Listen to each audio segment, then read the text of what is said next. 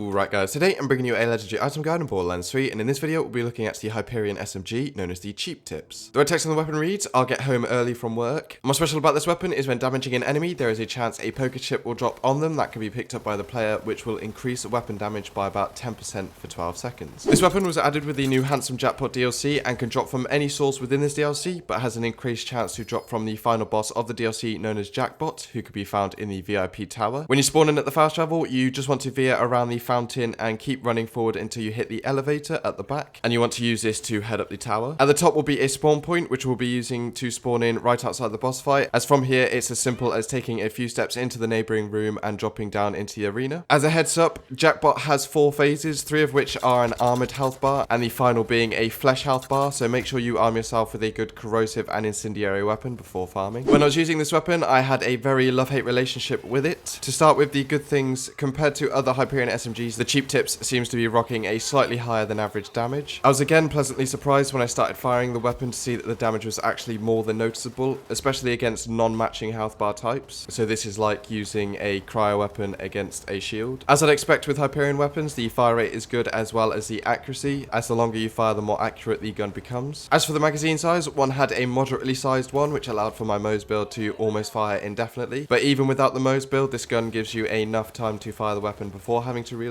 However, I did also get a version with a magazine size that was almost half of the other, which allowed for a lot less firing, and without the Mo's build would probably leave you reloading a whole lot more often. As for the bad things, even though I said the damage is higher than average, it is still noticeably low, which is made prominent in Mayhem 3, which means especially some of the healthier enemies you may encounter, you'll be firing 2 to 3, maybe even 4 times the amount of ammo, opposed to some of the squishier enemies. On top of that, the special effect of the weapon forces you to have to get close to the enemy you're firing at in order to collect the chips that increase your weapon damage. And while the chip seems to be able to stack up to 3 times, increasing the damage by a noticeable amount, you'll more often than not find yourself getting downed unless you have a high survivability build, especially against some of the badass enemies that are able to deal a lot of damage in close proximity. This more than anything is what made this gun difficult for me to use, purely because I found myself downed as much as I would up and running. All of these bad points could be attributed to the fact that I only had a radiation and corrosive version to go up against mainly shielded and flesh-based enemies, but with all that being said, I did have a lot of fun using the weapon because it forced me to play in a different style that I don't usually play. So if you didn't get it to drop on your first kill of Jackpot, I'd recommend you go and pick one up for yourself. But other than that, that's it for the video guys. I hope you found this useful. Make sure to subscribe for future legendary item guides on my channel,